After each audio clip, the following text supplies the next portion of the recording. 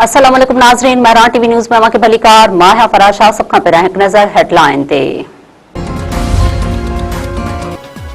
Iran ऐं America विच में हतमी मुआहदे लाइ 60 ॾींहं जो रोड मैप मंज़ूर। टेक्निकल ॻाल्हियूं हलंदड़ हफ़्ते बर्गन स्टॉक में जारी रहंदियूं। निगरानीअ लाइ आला सतही कमेटी क़ाइम करण ते इत्तफ़ाक़। इस्लामाबाद मफ़ाहमती यादाश्त तहत स्विट्ज़रलैंड में ईरान अमेरिका ॻाल्हियुनि जो पहिरियों दौर मुकम्मल।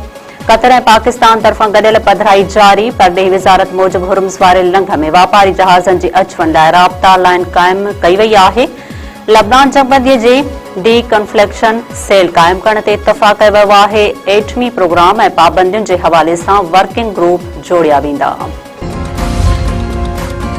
ईरान जे परदेही वज़ारत चयो आहे त पाकिस्तान ऐं कतर जी टे आकड़े में लबनान जंग जे ख़ात्मे में वॾी अॻभराई थी आहे। ईरान लाइ तेल ऐं पेट्रोल केमिकल जे एक्सपोर्ट तां पाबंदियूं ख़त्म कयूं वयूं आहिनि। ईरान जे परडेही वज़ीर अब्बास इराक़ची पंहिंजे बयान में चयो आहे त ईरान जी नाकाबंदी ख़त्म कई वई आहे। कुझु मंजमंद असासा जारी कया विया आहिनि।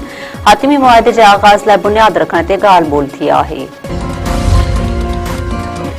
ॾखण भरिसां फोत थियल 8 अज़ादारनि जे सवें आलिन अखियुनि सां तदफ़ीन। ॻोठ बड्डू में अलम बुलंद करण दौरान करंट लॻण करे 8 अज़ादार फोत ऐं 3 ॼणा ज़ख़्मी थिया हुआ।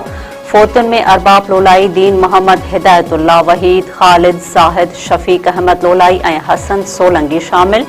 जनाज़े नमाज़ में हज़ारे माण्हुनि जी शिरकत। मड़ या हुसैन जी सदाउनि सां मिठीअ माउ हवाले।